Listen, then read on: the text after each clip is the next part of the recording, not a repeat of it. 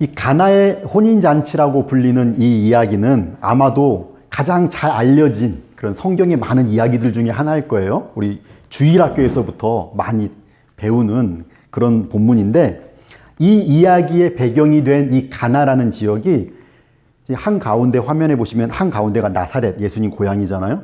그 바로 위에 보면 가나가 있죠. 그래서 굉장히 가까운 곳입니다.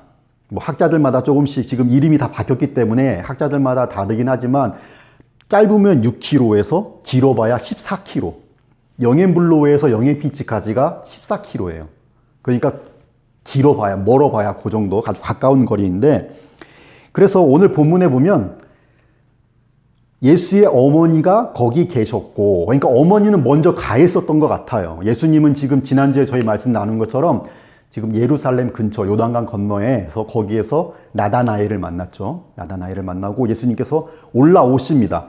어머니는 먼저 가 계셨던 것 같고 3절에 이야기합니다.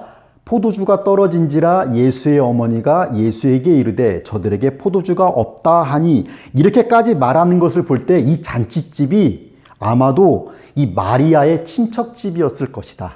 아니면 아주 가까운 사이였을 것이다. 마리아는 먼저 가 있었고 지금 이런 말까지 하는 걸 보면 그렇게 추측들을 합니다. 지금도 그렇지만 그때도 결혼식은 굉장히 중요한 그런 행사였기 때문에 이게 좀 있는 집은 일주일 이상 그렇게 잔치를 했다고 해요. 그런데 이 중요한 잔치에서 포도주가 떨어지는 일은 손님 대접을 제대로 준비하지 못했기 때문에 이게 이 집안의 큰 망신이, 옛날 사람들은 되게 중요했잖아요. 그런 게 집안 망신이다. 그리고 새 출발을 하는 신랑 신부에게는 크게 동네 안에서 이게 다 아는 사람들인데 크게 수치가 되는 그런 일이었다고 해요. 그래서 뭐 학자들은 이런 일이 벌어지면 소송까지 벌어졌다, 그렇게까지 적고 있거든요. 누가 누구에게 소송을 걸었는지는 모르겠어요. 연회장에게 걸은 건지. 그렇게 말할 정도로 이게 큰 일인데, 그래서 다른 사람들이 아직 알지 못하는데, 뭐 소문낼 일이 아니잖아요. 지금 크게 말할 일 아닌데, 다른 사람들이 알기 전에 이미 마리아는 알고 있었다라는 거죠. 그리고 이게 첫 표적이라면 그 이전까지 예수님은 한 번도 기적을 일으킨 적이 없어요. 그런데 그런 예수님에게 가가지고 지금 적극적으로 도와달라고 이렇게 하는 걸 보면 분명히 상당히 가까운 그런 사이에 있는 그런 사람들일 것이라고, 친척집이거나 그런 관계일 것이라고 그렇게 근거 있는 추측을 저희가 할 수 있다는 것이죠. 자, 그런데 이렇게 나하고 친한 사람 집에 잔치가 있었는데 포도주가 떨어졌다.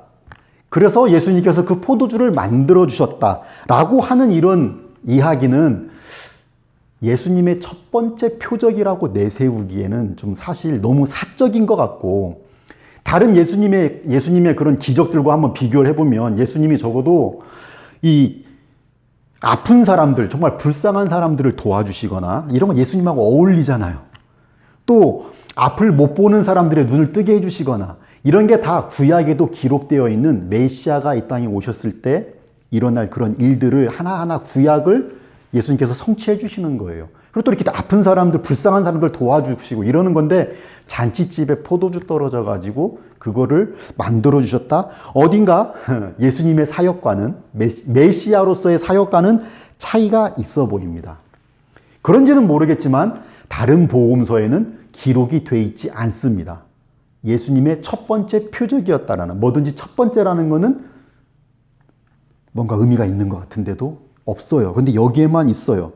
그래서 사도 요한은 왜 혼자만 이 사건을 첫 번째라고 밝히면서 이렇게 기록을 한 것인지, 왜 그랬고 그 의미가 무엇인지를 저희가 함께 살펴보고 적용하려고 하는 겁니다. 그래서 먼저 이 이야기가 여기에 이렇게 기록된 이유는 뭐냐면, 앞에 1장에 저희가 같이 본 것처럼 예수님이 메시아라는 사실을 여러 사람들이 증언하는 내용이 있죠. 1장에서 막 사람들이 증언을 해요. 거기다가 1장 그렇게 끝날 때는 예수님 스스로도 자기가 어떤 메시아인지를 증언해 주셨어요. 그리고 2장 시작에서는 실제로 증거를 보여주시는 거예요. 이분이 이런 일을 하셨다. 기적을, 표적을 일으켰다라는 그런 증거를 보여주시는 거죠. 그래서 이 요한복음은 기적이라고 하지 않고 미라클이라고 오라클이라고 하지 않고 항상 사인, 표적이라고 그렇게 표현을 한다 그랬잖아요. 항상 요한복음만. 그러니까 기적을, 놀라운 현상을 보지 말라는 거예요. 놀라운 현상에 주목하지 말라는 거예요. 사람들은 그렇거든요. 그거에 혹하거든요. 그게 아니라 그 기적이 지금 그 놀라운 일이 보여주고 있는 증거를, 이게 무엇을 의미하는가, 그게 중요하다는 거예요. 그거에 집중하라고 그 표현 자체도 표적이라고 이야기를 한다라는 거죠. 이렇게 하시는 기적만 보지 말고 이것이 이분이 메시아라는 표적이다, 사인이다. 그게 중요하다라는 거. 거기에 집중하라는 겁니다. 오늘 본문에서는 물을 포도주라는 완전히 다른, 그렇기 때문에 이거는 창조라고 할 수밖에 없는, 너무나 차이가 크잖아요. 물이 포도주가 되는 건 창조적인 능력을 통해서 창조의 하나님이심을, 성자 하나님이심을, 하나님의 아들이심을 증명해 주시는 거예요. 그래서 이사야를 보면 이렇게 표현되어 있어요. 만군의 여호와께서 이 산에서 만민을 위하여 기름진 것과 오래 저장하였던 포도주로 연회를 베푸시리니, 오래된 포도주일수록 더 값어치 있고 좋은 거라 그러죠. 포도주는 연식이 오래될수록 숙성이 잘 돼서, 곧 골수가 가득한 기름진 것과 오래 저장하였던 맑은 포도주로 하실 것이며, 이렇게 지금 구약에서 메시아 시대에 이루어질, 메시아 시대의 그 풍요로운 모습을 그리는데 그것을 잔치로 그리고 있어요. 그리고 그 잔치의 풍요로우면은 포도주가 강조되어 있죠. 좋은 포도주가 강조가 돼 있어요. 이런 면에서도 예수님께서 창조의 능력으로 잔치에 쓰일 포도주를 큰 항아리 6개를 만들어 주시는, 풍성하게 채워 주시는 그런 메시아라는 것을 보여준다라는 거예요. 그렇게 증명해 주시는 그런 사건이라는 거죠. 이 가나의 혼인잔치가. 그래서 이렇게 예수님께서 메시아이심을 보여주는 표적이 이것 말고도 6개가 더 있어요. 요한복음엔 7개가 있어요. 그래서 이 7개의 각각의 표적들마다 특징이 있겠죠. 7개나 있는 각각의 특징이 있고 의미가 있는데, 오늘 본문은 어떤 의미가 있느냐. 6절에 보면 유대인의 정결 예식을 따라서 정결 예식을 하기 위해서 쓰던 항아리가 있었다 그랬죠. 그리고 여기에다가 물을 담아서 포도주로 바꾸어 주셨는데, 그 포도주는 어떤 포도주였다? 지금까지 제공되던, 다 떨어진 그 포도주보다 더 좋은 그런 포도주가 되었다라는 겁니다. 그래서 무슨 말이냐? 메시아께서 이 땅에 오셔서 위에 있는 정결 예식을 하던 그 시대는 떨어졌다. 그렇죠. 다 떨어졌어요. 예전에 기존에 제공되던 것들은, 포도주는 다 떨어졌다. 이제 메시아가 오심으로 더 좋은 포도주를 제공해 주시는 더 좋은 시대, 메시아의 시대가 되었다라는 것을 이 사건을 통해서 선포해 주시는 그런 사건이에요. 이 사건이 그래서 마지막에 끝은 이렇게 납니다. 예수께서 이 첫 표적을 갈릴리 가나에서 행하여 그의 영광을 나타내심에 제자들이 그를 믿으니라. 이 영광이라는 말 바로 앞장에도 또 등장했었어요. 말씀이 육신이 되어 우리 가운데 거하심에 우리가 그의 영광을 보니. 그의 영광은 어떤 영광입니까? 아버지의 영광이에요. 아버지의 독생자의 영광이다. 하나님의 영광이 이 표적을 통해서 메시아에게서 나타났다 그랬죠. 드러나는 거예요. 그러니까 이 예수님은 하나님의 아들이라는 것을, 메시아라는 것을 드러내셨다라는 겁니다. 과거에 광야에서는 성막이 있었죠. 텐트가 있었죠. 그 텐트에 하나님께서 임재하시는 성막에 하나님의 영광이 있었어요. 그 후에 가나안 땅에 들어간 다음엔 어디에 있었어요? 성막이 성전이 되었죠. 템플이 되었죠. 그래서 하나님께서 함께 하시는 임재를 나타내는 성전에 하나님의 영광이 있었어요. 이제는 그 영광이 어디 있어요? 예수님에게 있어요. 그러니까 예수님이 메시아라는 거예요. 그래서 그것을 제자들은 보았고 믿었습니다. 우리는 본 것을 믿은 사람들의 증언을 저희도 믿는 것이죠. 그냥 막 무조건 믿으라고 아무 근거도 없이 믿는 사람들 아닙니다. 제자들은 그것을 보고 믿었습니다. 그렇게 성자 하나님께서 이 땅에 오셨습니다. 영광의 하나님께서, 성자 하나님께서, 메시아께서 이 땅에 오셔서 이제 어떻게 돼요? 그렇게 되면 구약의 시대는 끝난 거예요. 구약 시대는 막을 내렸고 새로운 신약의 시대가 그렇게 시작이 된 거죠. 메시아의 시대가 시작이 된 것입니다. 물이 변하여 물이 완전히 다른 포도주가 된 것처럼 완전히 다른 세상이에요. 이거는 구약과 신약은 기다리던 메시아가 오신 세상이에요. 이전 것보다 더 좋은 포도주가 된 더 좋은 시대가 된 거예요. 그러면 어떻게 해야 돼요? 이제 세상이 바뀌었어요. 바뀐 삶을 살아야 돼요. 메시아가 중심이 된 삶을 살아야 되는 거. 이런 정결 예식을 따라가는 시대가 아니니까 그걸 더 이상 따라가면 안 되죠. 이제는 메시아를 따라가는 메시아 중심의 삶으로 완전히 바뀌어야 돼요. 물이 포도주 바뀐 것처럼. 그래서 이 뒤에 바로 이어지는 이야기가 예수님께서 성전을 청결하게 하시고 성전을 뒤집어 엎는 성전 청결 사건이 일어나는 거예요. 이제는 성전은 끝났다는 거예요. 그리고 그 뒤에는 무슨 말을 하시냐? 바로 3장에서는 니고데모가 등장을 하고 니고데모에게 물과 성령으로 거듭나지 않으면 하나님 나라에 들어갈 수 없다. 거듭남에 대해서 이야기하십니다. 메시아 시대는 거듭나야 하나님의 나라에 들어가는 그런 시대가 되는 거예요. 그리고 4장에 또 사마리아 여인이 등장을 하죠. 사마리아는 완전히 무시당하고 정말 개처럼 천대받던 곳인데 그런 곳에 이제 복음이 전해지고 하나님의 나라가 그곳에도 이어지는 이전과는 완전히 다른 시대가 되어버렸습니다. 이전과는 그렇기 때문에 모든 것이 바뀐 시대가 됐습니다.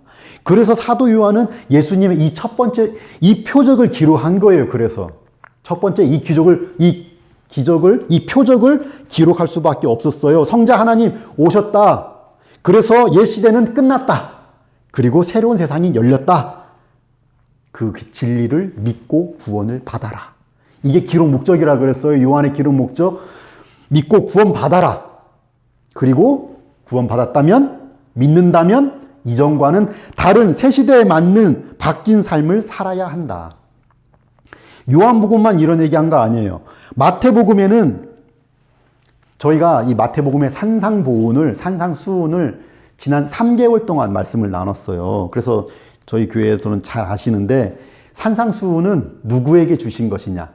하나님 나라의 왕이 메시아가 이 땅에 오셔가지고 그것을 믿는 하나님의 백성들에게 어떻게 살아야 되는지 하나님 나라의 방식을 가르쳐 주신 게 그게 산상수훈이에요. 그래서 마태복음 4장에서 광야에서 예수님이 금식하시고 사탄의 시험을 이기신 다음에 마태복음 4장에서 사역이 시작이 되거든요.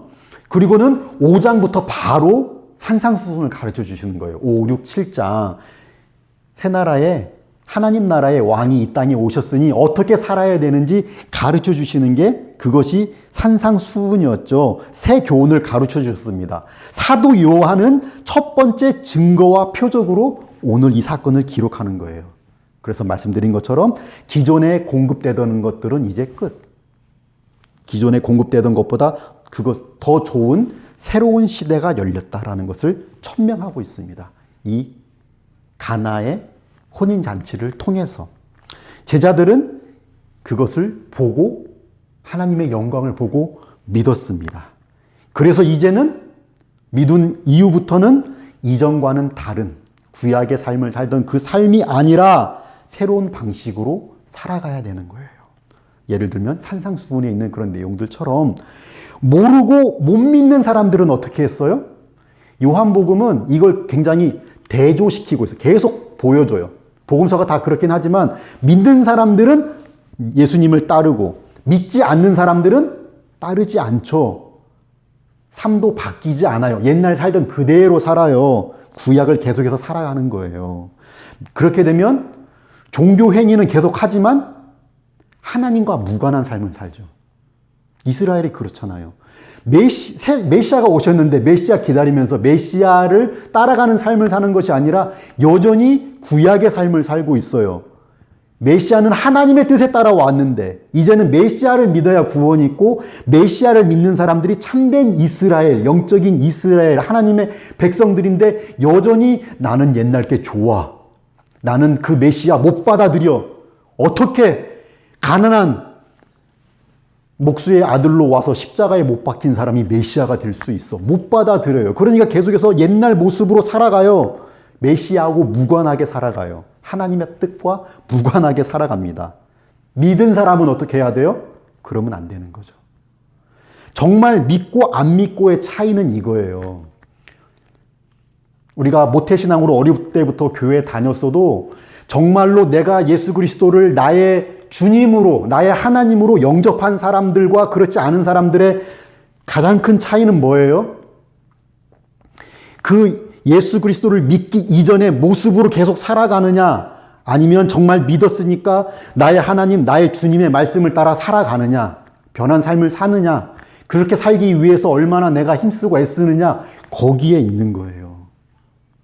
그래서 저희 성도들도 이 본문에서 가장 중요한 적용은, 가나의 혼인잔치에서 가장 중요한 적용은 우리 삶, 나의 삶의 모든 부분이 예수님 믿기 이전, 영접하기 이전의 그런 삶과 얼마나 달라져 있느냐를 점검하는 거예요. 예수님이 중심이 된 정말로 그리스도인이니까 그리스도 닮은 모습으로 살아가고 있는지 점검하는 거예요. 점검을 해야 돼요. 그게 더 좋은 거니까요. 이전 것보다 더 좋은 거예요. 얼마나 좋아요? 이전 거는 이제 생명이 없어요. 메시아를 통해서 메시아를 믿고 따라가는 삶에는, 바뀐 삶에는 더 좋은데 생명이 있는 그런 삶인 거예요. 완전히 다르죠. 바뀌어야 돼요. 진리와 생명의 말씀인 것을 정말로 우리가 하나님의 말씀을 그렇게 믿는다면 어떻게 해요? 나를 바꿔야 돼요. 나를 바꿔야 돼요. 진리의 말씀, 생명의 말씀에 맞춰서 나를 바꿔가는 게 신앙이에요.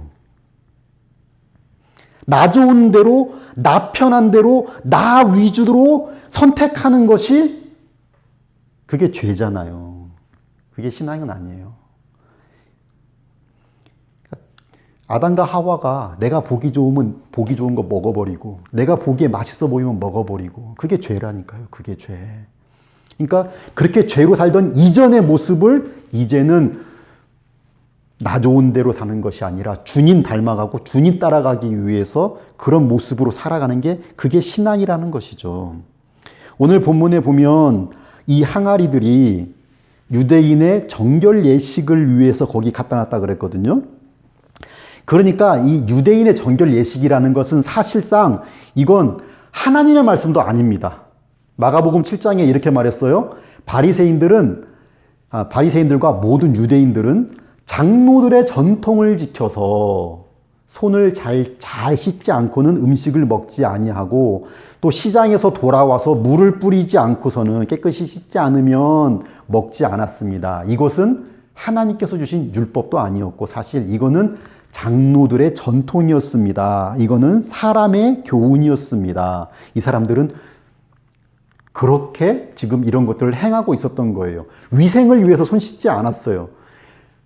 이게 2000년 전이잖아요. 위생이라는 개념도 없었어요. 이 사람들은 지금 종교적으로 리추얼한 그런 행위를 한 거예요. 내가 깨끗하게 씻겠다. 나갔다 와서 더러운 거 묻었으니까 영적으로 더러워졌기 때문에 이렇게 하면 깨끗하게 씻겨진다고 생각을 했던 것이죠. 이런 모습에 대해서 예수님은 어떻게 평가를 하셨느냐. 이어지는 8절에서 너희가 하나님의 계명은 버리고 사람의 전통을 지키느니라 그랬습니다. 이 전통이라는 것이 여러분 좋은 거는 그게 정말 복음적인 거라면 정말로 하나님께서 기뻐하시는 그런 거라면 저희들도 배우고 따라가는 것이 유익해요. 다 버릴 것이 아니라 유익합니다. 그런데 문제가 뭐냐면 처음에는 좋은 의도는 좋게 시작을 했어도 저희가 우리 인간들이 연약하고 부족해가지고 언제든지 얼마든지 그 처음 시작할 때 좋은 뜻을 왜곡시켜버리고 본래의 그런 의도와는 멀어져 버리고 그래서 전혀 하나님하고 상관없는 성경적이지도 않고 복음적이지도 않은 그렇게 변질을 시켜버릴 수 있는 가능성이 그러지 않을 가능성보다 더 커요. 왜냐? 우리는 여전히 부족한 죄인들이기 때문에 더 커요. 그렇기 때문에 무슨 말이냐? 항상 우리는 우리의 모든 행위들을 점검해야 돼요. 모든 우리의 행위들을 점검할 수 있어야 됩니다. 이것이 기준은 무엇입니까? 성경적이냐? 아니면 이것이 복음적이냐? 내가 지금 이런 행동들을 하는 이런 것들이 복음적인 행동이냐? 예수 그리스도를 닮은 모습이냐? 아니면 예수 그리스도 믿기 이전에 그런 모습이냐? 이걸 통해서 점검할 수 있어야 한다는 것이죠. 그리고 점검해서 잘못된 부분은 과감하게 바꿔야 돼요. 바꾸지 않으면 이전의 모습으로 있는 거고 바뀌면 더 좋은 모습으로 있는 거고 더 좋은 포도주가 되는 거죠. 그것이 영적인 거예요. 그것이 영적인 거. 영적이면 막 어떤 능력을 발휘하는 게 영적인 게 아니라 하나님의 말씀을 따라서 내가 바뀌어가는 것. 그게 영적인 모습이고 그게 성령 충만한 거예요. 그러니까 영적일수록 어떻게 되냐? 사람들이 어떤 특징이 있느냐? 갈수록 더욱더 좋아져요. 갈수록 더욱더 성장해요. 왜? 안 좋은 것들을 계속해서 절대적으로 좋으신 예수님 닮은 모습으로 바꾸어 가니까 좋아질 수밖에 없죠. 반대로 이런 자정작용이 안 되면, 이런 영적인 작용이 안 되면 어떤 단체건 어떤 개인이건 반드시 부패해요. 물이 흐르지 않으면 썩어요. 돌이 구르지 않으면 이끼가 껴요. 그래서 우리가 개인적으로도 자기 스스로 자기를 점검할 수 있어야 돼요. 우리는 우리 스스로 만든 전통들이 있어요. 나는 꼭 이거 해야 돼. 나는 꼭 이렇게 해야 돼. 내가 만든 전통들이 있어요. 다른 말로 표현하면 어떤 습관이라고 할 수도 있고 어떤 버릇이라고도 할 수 있고 어떤 취향, 어떤 경향이라고도 할 수 있는데 다 나쁘다라는 거 아니에요. 그런데 저희들이 보면 그 가운데 분명히 복음적이지 않은 거 있어요. 하나님께서 기뻐하시지 않는 모습들이 있습니다. 그런 것들 점검해서 잘못된 것은 무조건 그건 바꿔야 돼요. 바꿔야죠. 그래야 그리스도인이죠. 나 편한 대로, 나 좋은 대로, 내 생각대로 내가 중심이 되는 모든 것들, 그 죄성들을 우리가 그리스도 중심으로, 그리스도를 닮은 모습으로 바꿔가는 게 그리스도인이에요. 그리스도의 제자들이에요. 그렇게 바뀌는 만큼 더 좋아집니다. 그리스도를 닮아가니까. 그래서 우리가 그런 신앙을, 성장하는 신앙을 누릴 수 있어요. 맛볼 수 있어요. 그렇기 때문에 나에게 있기 때문에 나눌 수 있어요. 전할 수 있어요. 나를 위해서 하늘의 보좌를 버리시고 나의 죄를 대신해서 하늘 보좌가 아니라 거기에서 내려오셔서 이 죄인을 위해서 십자가에 달리신 메시아 예수님의 발 뒤꿈치라도 우리가 닮아가기 위해서 노력한다면, 이 죄인들을 위해서 대신 죽을 만큼 사랑하셨던 예수 그리스도를 닮아가기 위해서 노력한다면, 내가 먼저 예수님처럼 내가 먼저 용서하려고 하고 내가 먼저 하려는 게 아니라 내가 먼저 양보하려고 하고 내가 먼저 나누려고 하고 내가 먼저 예수님처럼 섬기려고 한다면 여러분, 내 삶이, 내 주변에 있는 삶들이 어떻게 되겠어요? 훨씬 더 좋아지죠. 훨씬 더 좋은 포도주를 나만 누리는 것이 아니라 같이 누릴 수가 있죠. 우리 집안에서 만약에 그렇게 한다면, 교회에서 그렇게 한다면, 내가 가는 곳마다 그렇게 한다면 그 공동체들이 모두가 이 복음을, 더 좋은 포도주를 같이 누릴 수가 있는 거예요. 그런 존재들이 되는 것이 그리스도인들이에요. 예수 그리스도를 닮은 우리의 모습에서 그렇게 예수 그리스도의 영광이 드러나게 됩니다. 그 영광이 전해지게 되는 거예요.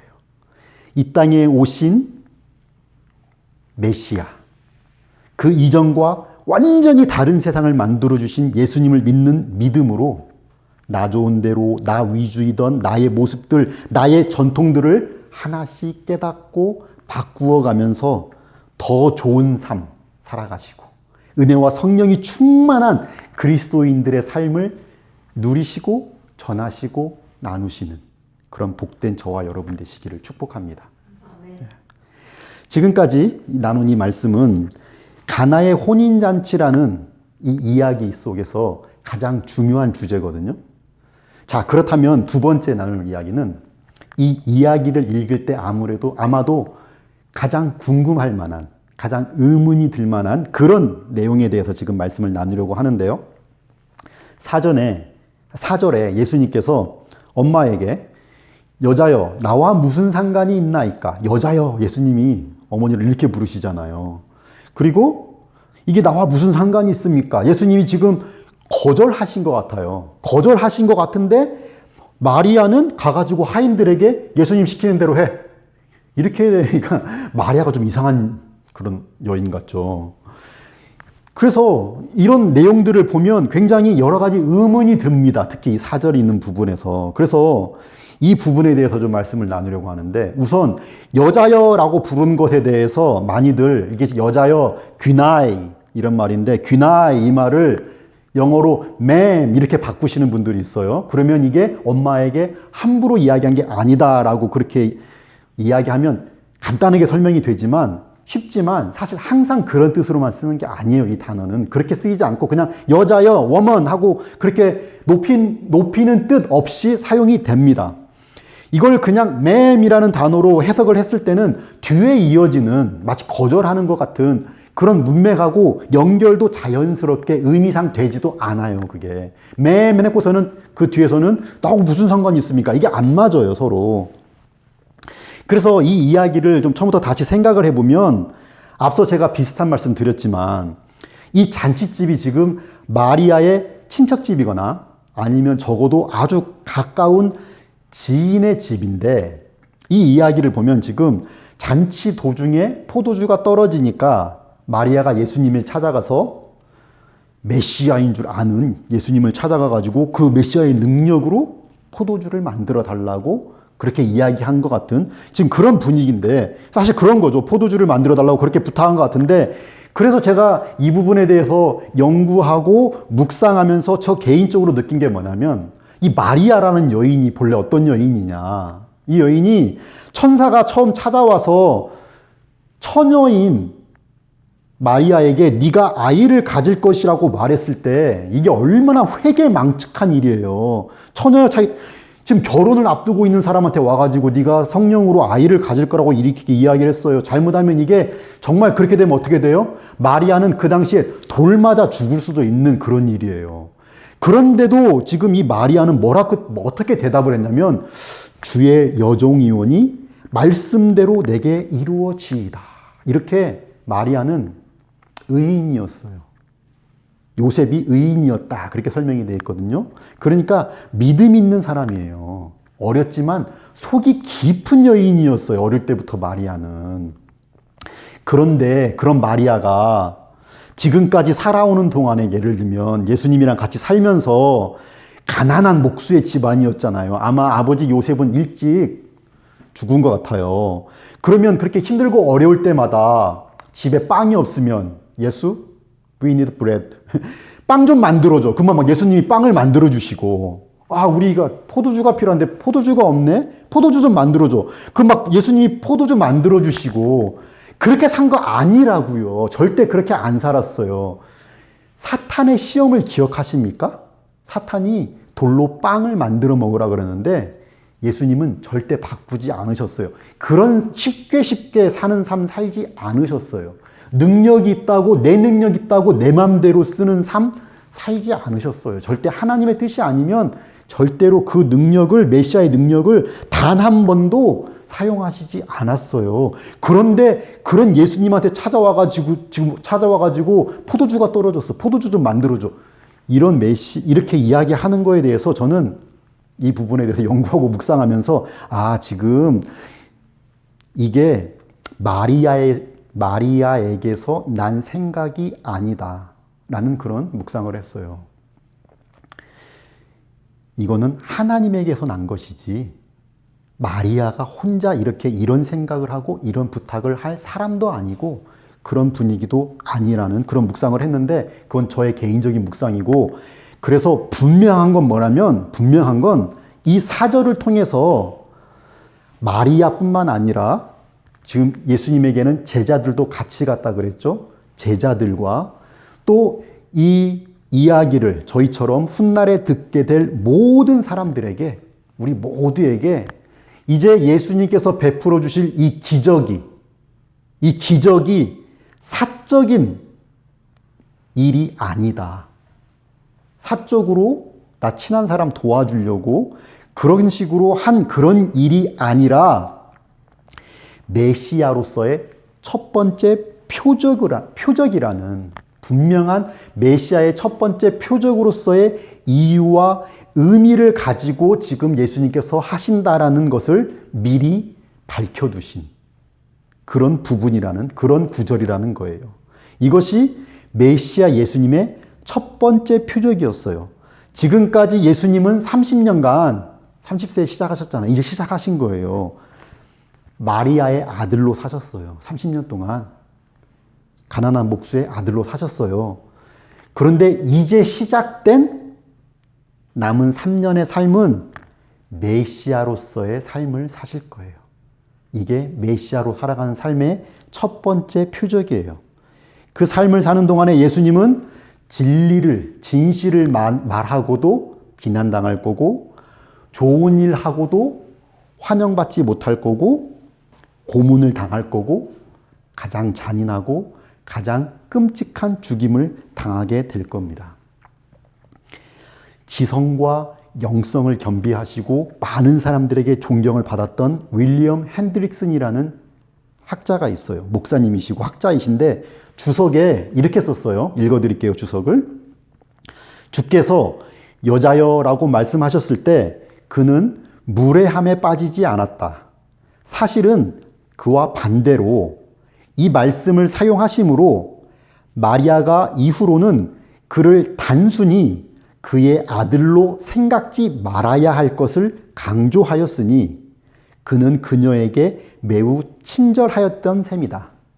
왜냐하면 그녀가 그를 그녀의 아들로 생각하면 할수록 그가 예수님이 고통을 받을 때 그녀가 그만큼 더 고통을 당할 것이기 때문이다. 마리아는 예수를 그녀의 주님 것이다. 이렇게 주석을 했습니다. 이분만이 아니라 다른 분들도 예수님과 마리아의 관계에 재정립이 필요한 시기였다. 왜? 예수님은 이제 더 이상 마리아의 아들로만 사시는 것이 아니라 메시아로서의 사역을 시작하셨기 때문에. 이 구절에서 내 때가 아직 이르지 아니하였나이다. 뜬금없이 이런 말씀도 하셨잖아요. 요한복음 안에는 이 때라는 단어가, 호라라는 단어가 4번 나오거든요. 4번이 더 나와요. 그런데 모두 이 호라라는, 때라는 단어는 예수님의 십자가하고 관련된 십자가의 때를 의미하는 거예요. 그러니까 이 여자여라는 이 호칭과 함께 이 4절 전체가 이제 예수님께서 여기서 이제 포도주를 만드시는데 이게 엄마가 시켜서 사적인 일을 하는 것이 아니라 메시아로서 보여주실 첫 번째 표적이라는 사실을 분명히 밝혀주신다는 것이죠. 그래서 마리아는 이 모든 것을 예수님의 십자가까지 다 이해하지는 못했어요. 그거는 아무도 몰랐어요. 예수님의 십자가에 대해서는 세례 요한도 생각도 못했어요. 예수님에 대해서 아는 세례 요한도. 그렇기 때문에 모든 걸 다 이해하지는 못했지만 이게 거절한 건 아니라는 걸 알았어요. 예수님의 뜻에 대해서 정확하게 모든 걸 다 알지 못했지만 알 수가 있었어요. 그렇기 때문에 예수라는 분이 엄마의 부탁을 거절할 사람이 아니라는 것도 아셨고 하인들에게 예수님의 말씀에 순종하라고 지시를 했던 것이죠.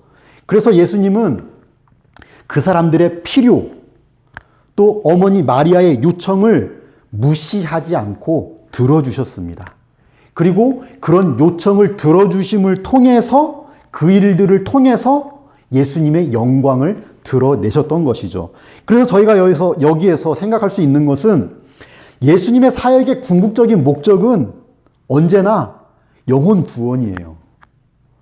그런데 그렇다고 해가지고 저희가 영적인 일들을 기도해야만 하고 예수님은 또 하나님은 우리가 영적인 일들만 그런 것들을 위해서만 기도할 때 그런 것들만 들어주시는 것이 아니라는 거예요. 지금 이 부분에 대해서 이 부분을 주석하신 그런 교수님들이나 아니면 우리 팀켈러 목사님 같은 분들도 꼭 이 부분을 적용을 하고 넘어갑니다. 예수님은 영적인 기도에만 대답해 주시는 분은 아니라는 것을 저희가 이 부분에서 알 수 있다는 것이죠.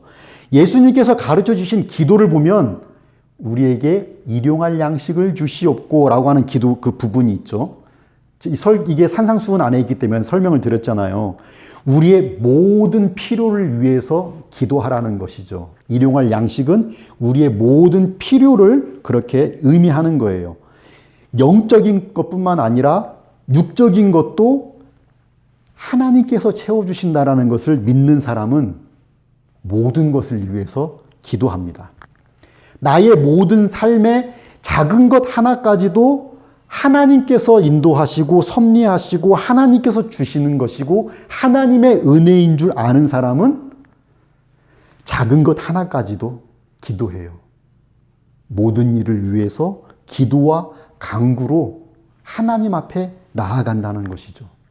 영적인 일을 위해서만 기도하는 것이 영적인 것이 아니라 나의 모든 삶의 모든 것을 하나님께서 허락해 주시는 것이다. 제공해 주시는 것이다. 하나님 아니면 안 된다라는 것을 알고 하나님 의지하는 게 그게 영적인 거예요.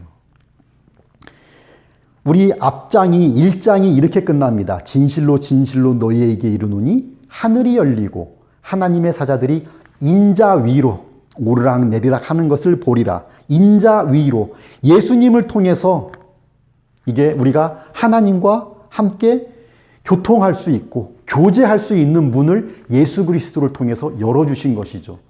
이전 것보다 훨씬 더 좋은 거예요. 예전에는 짐승을 잡아서 성전에 가야 됐지만 성전에 가서 짐승을 잡아서 제사를 드려야 됐지만 이제는 그렇게 하지 않고 언제 어디서나 무엇을 위해서나 이것이 우리의 특권이라 그랬어요.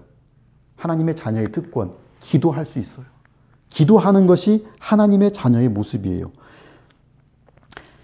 그렇게 작은 것 하나까지도 하나님 의지하면서 하나님과 인격적으로 동행하면서 교제하면서 우리의 그런 영적인 신앙생활을 누릴 수가 있어요. 우리를 위해서 이 땅까지 찾아와 주시고 구원해 주셔서 자녀 삼아 주신 그렇게 우리를 사랑하시는 그 하나님을 믿기 때문에 그 하나님을 믿는 믿음으로 모든 일을 위해서 기도와 간구로 하나님 앞에 나가시고 그렇기 때문에 작은 것 하나까지도 기도하고 하나님의 응답을 경험하면서 더욱 큰 하나님의 은혜를 누리시기를 바랍니다. 그리고 그 믿음으로 하나님 중심이 아니라 나 중심으로 내가 만들어 왔던 나의 전통들, 나만의 전통들, 복음적이지 않은 습관들, 버릇들, 그런 모든 것들을 바꾸어 가시고 그리스도를 더 닮아가는, 더 좋아지는 모습으로 그렇게 성장하는 모습으로 나 자신뿐만 아니라 내가 가는 모든 곳에서 공동체와 함께 기쁨과 은혜와 평강을 누리는 저와 여러분 되시기를 간절히 축복합니다. 함께 기도하겠습니다. 사랑과 은혜가 한이 없으시며 언제나 변함이 없으신 신실하신 하나님 감사와 찬양을 드립니다. 연약하고 부족한 저희들이 자기 편한 대로 자기 중심적으로 만들어 왔고 또 만들어 가고 있는 나의 전통들이 무엇인지를 깨닫게 하여 주시고 회개하여 주시고 더 좋은, 가장 좋은 예수님을 닮은 복음적인 삶을 살아가고 누리며 전할 수 있도록 성령으로 인도하여 주시옵소서. 작은 것 하나하나 모든 것을 하나님께 의지함으로 삶의 모든 부분에서 하나님의 은혜의 하나님의 손길을 경험하며 감사와 기쁨이 충만하고 주님과 인격적으로 동행하고 그런 주님을 증거하는 복된 제자의 삶을 살아갈 수 있도록 저희 삶을 주장하여 주시옵소서. 우리를 구원하신 예수님의 이름으로 기도드립니다. 아멘.